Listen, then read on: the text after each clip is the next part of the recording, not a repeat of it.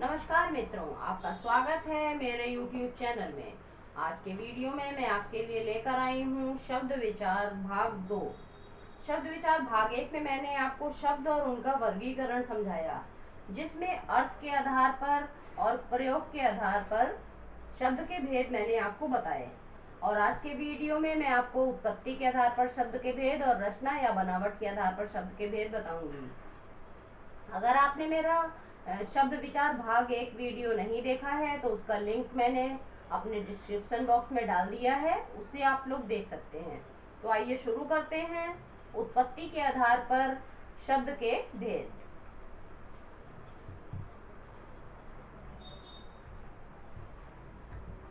इसके बाद हमारे आते हैं उत्पत्ति के आधार पर शब्द के भेद। उत्पत्ति के आधार पर शब्द के भेद 4 प्रकार के होते हैं।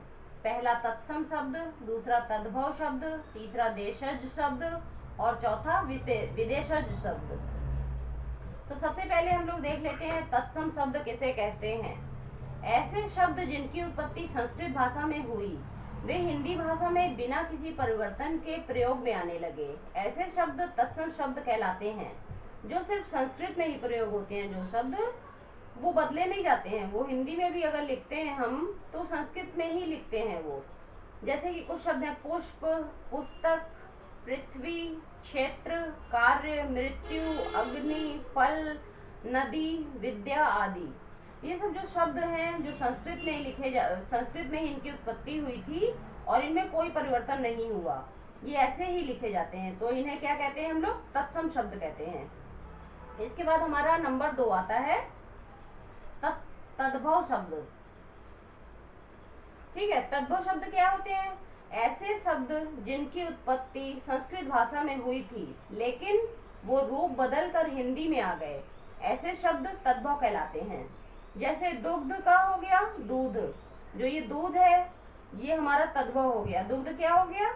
संस्कृत शब्द हो गया, तो तत्सम शब्द कहेंगे इसे। संस्कृत में लिखा गया है क्योंकि ये। फिर है अग्नि का आग, कार्य काम, कर्पूर कपूर, हस्त हाथ। उन्हें हमने हिंदी में इसलिए बदल दिया क्योंकि ये हमें संस्कृत बोलने में दिक्कत हो रही थी। जैसे तो दुग्ध का दूध कर दिया, अग्नि का आग कर दिया, कार्य का काम कर दिया और कर्पूर का कपूर कर दिया, हस्त का हाथ कर दिया।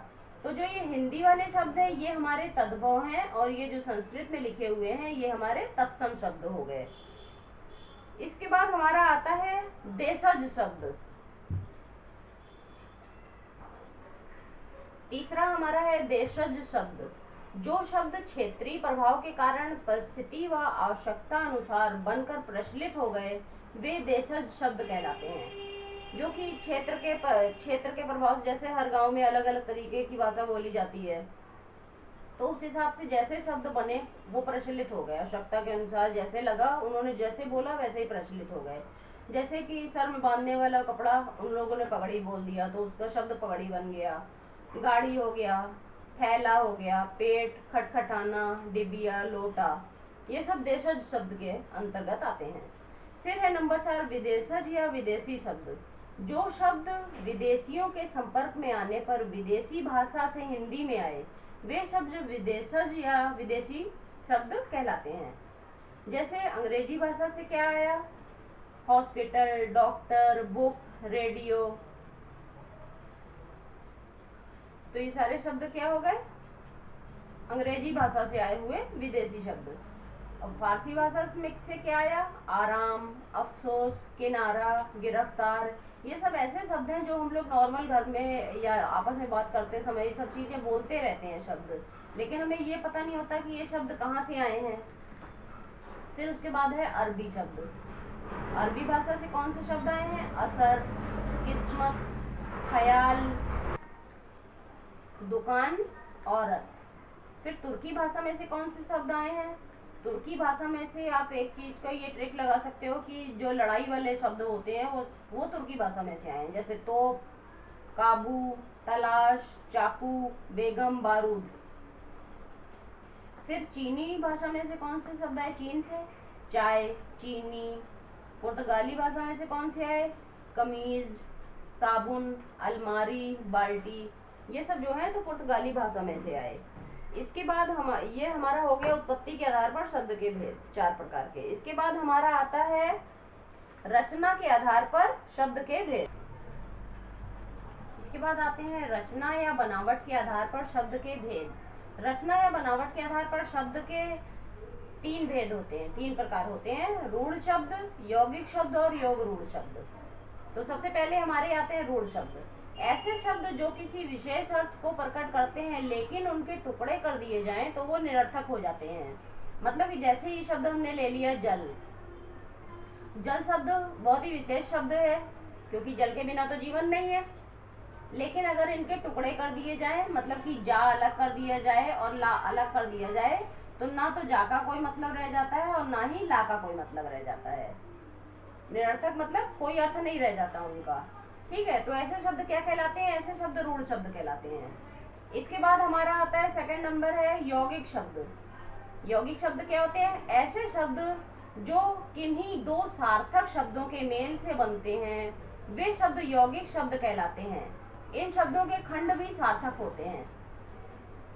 मतलब कि किन्हीं 2 सार्थक शब्दों के 2 सार्थक, ये देखिए लिखा है हमने शब्द लिया है देवालय। देवालय किन शब्दों से मिलके बना है? देव प्लस आलय, 2 शब्दों से मिलके बना है और दोनों शब्द जो हैं वो सार्थक हैं, दोनों का अर्थ निकल रहा है। देव का मतलब देवता और आलय का मतलब क्या होता है? घर।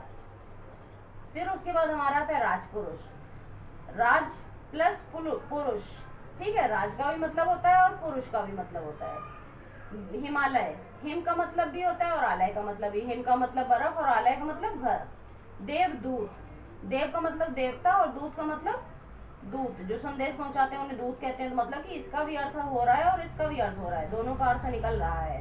तो ऐसे शब्द जो होते हैं वो हमारे क्या कहलाते हैं? यौगिक शब्द कहलाते हैं। इसके बाद हमारा आ रहा है योग रूढ़ शब्द।